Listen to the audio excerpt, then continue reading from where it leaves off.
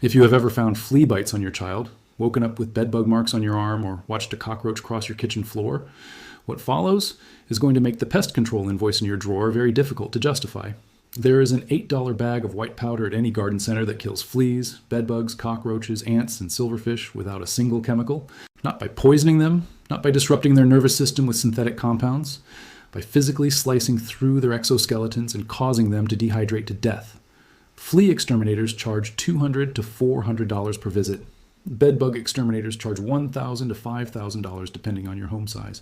Cockroach extermination runs $100 to $500 per treatment. An $8 bag from the garden center kills all three. No chemical spray, no vacating your home for 24 hours. The pest control industry generates over $20 billion a year on one assumption, that insects require professional chemical intervention. This powder removes that assumption completely. They did not stop recommending it because it failed. They stopped because it costs $8 and generates no service contract.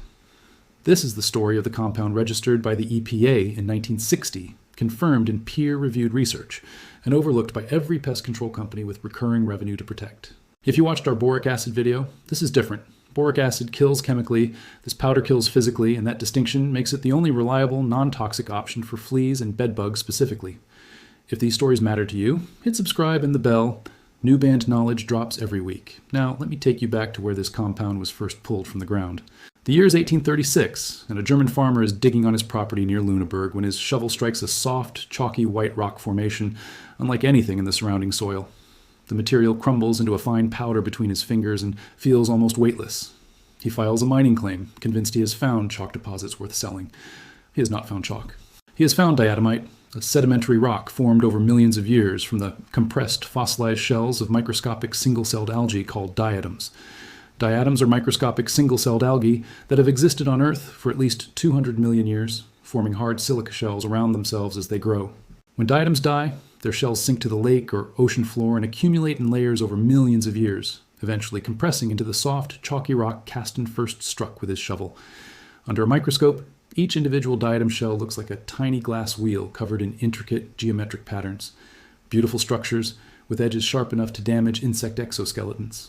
Deposits of diatomite were later found across North America, Europe, and Asia, the fossilized record of ancient bodies of water that no longer exist. The largest diatomite deposit in the world sits in Lompoc, California, a town that became the center of the American diatomaceous earth mining industry. What that German farmer stumbled upon turned out to be one of the most useful naturally occurring materials ever mined from the earth. And its most powerful application had nothing to do with polishing metal or stabilizing explosives. Each diatom shell, called a frustule, is made of silica, the same material as glass, and covered in microscopic sharp edges and pores, visible only under a high-powered microscope. When the deposit was first mined and processed into powder, manufacturers discovered it made an effective abrasive for polishing metal. They added it to toothpastes and cleaning compounds. They used it to stabilize the nitroglycerin in Alfred Nobel's dynamite.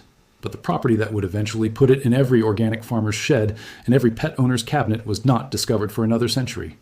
In the 1940s and 1950s, researchers studying grain storage noticed something unexpected in silos treated with diatomite powder. Beetles, weevils, and other grain-destroying insects that crawled through treated grain died within hours, not from any toxic compound in the powder, but from physical damage to their bodies.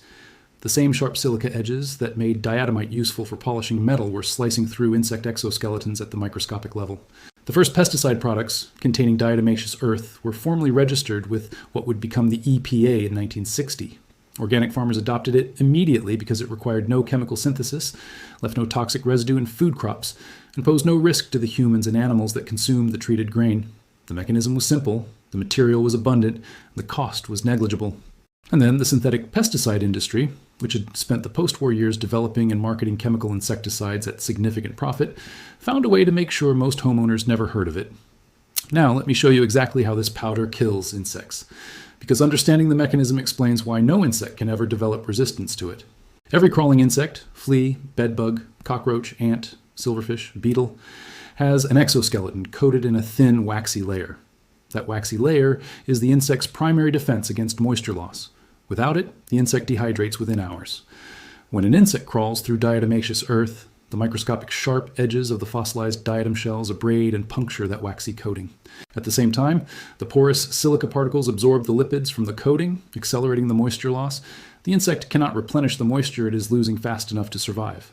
Death by dehydration follows within hours to a few days, depending on the insect, the temperature, and the humidity of the environment. Because this is a physical process rather than a chemical one, insects cannot develop resistance to it.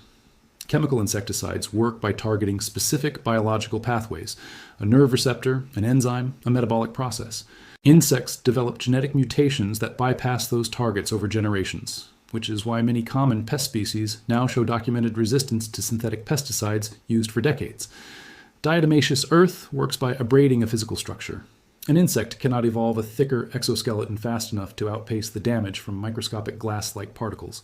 Peer-reviewed research confirms that diatomaceous earth produces significant mortality in bedbugs, cockroaches, fleas, and ants in controlled conditions.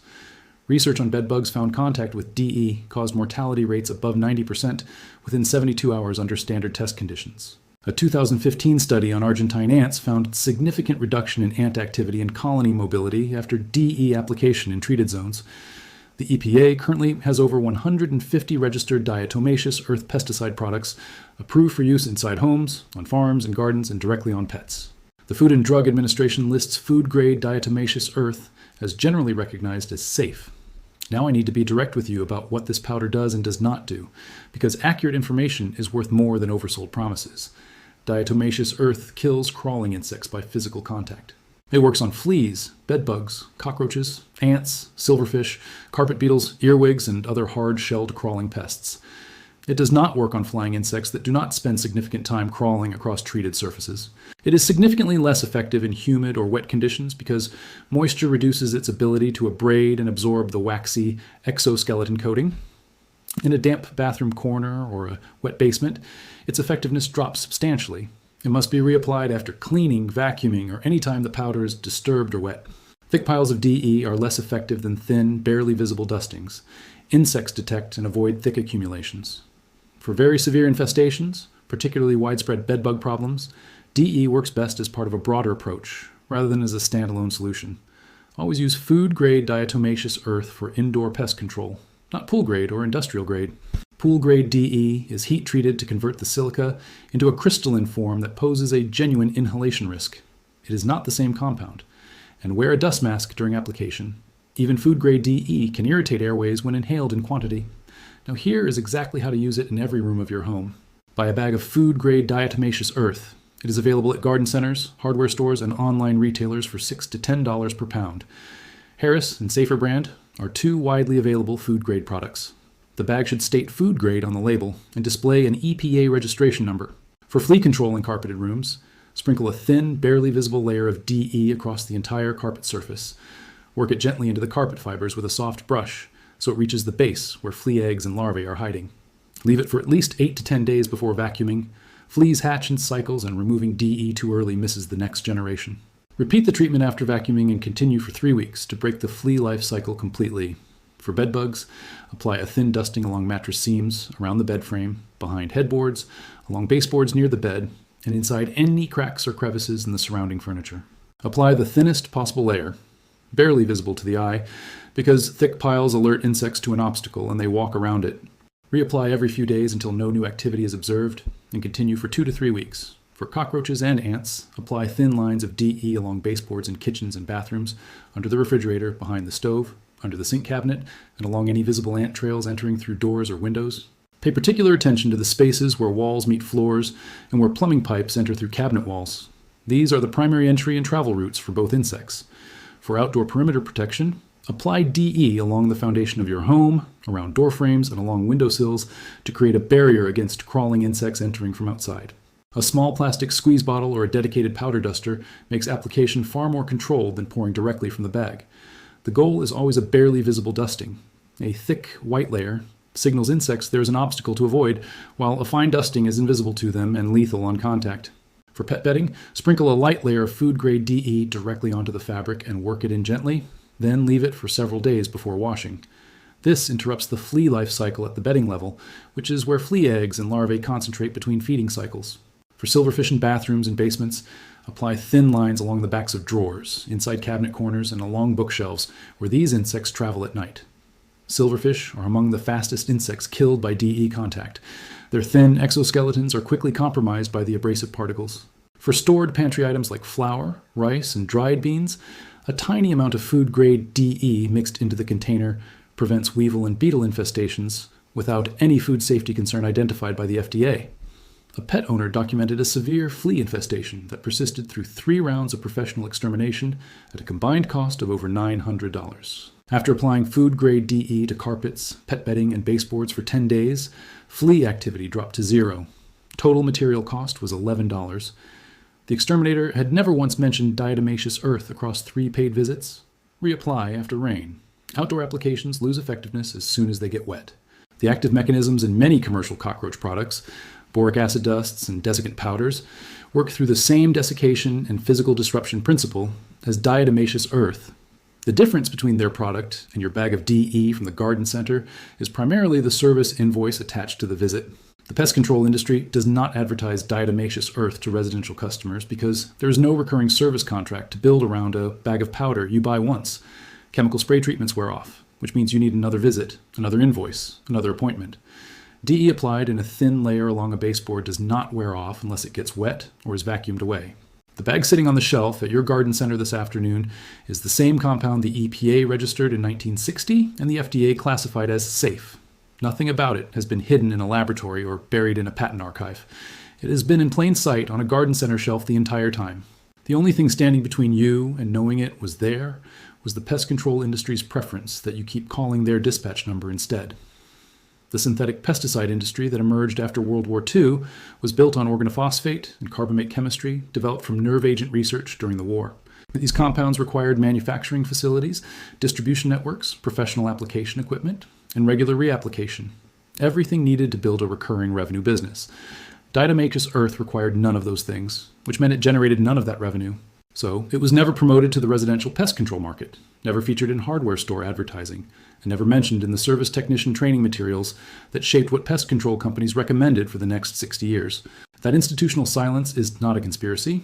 It is simply a market incentive that pointed every dollar of marketing spend away from an $8 solution and toward a $200 service call. The result is that most homeowners in 2025 have never heard of a compound that has been legally registered as a pesticide since 1960 and sitting on garden center shelves for decades. No insect species has ever been documented developing resistance to diatomaceous earth in any of that research. The bag sitting on the shelf at your garden center this afternoon is the same compound the EPA registered in 1960. It has been in plain sight the entire time. The only thing standing between you and knowing it was the pest control industry's preference that you keep calling their dispatch number instead. If this vault opened something for you today, subscribe and share this video now. Every share puts an $8 flea and bedbug solution in the hands of someone who just paid hundreds of dollars to have it sprayed for them. Every subscription keeps this channel digging into the vaults they thought were sealed forever. The next vault opens soon.